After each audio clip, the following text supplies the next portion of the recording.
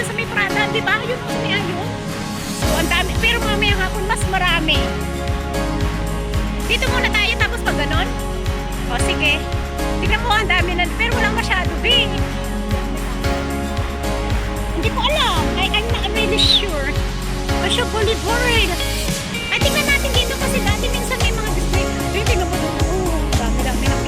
Maraming kwan dyan. Maraming mga vlogger, tiktokers dyan. Malaka.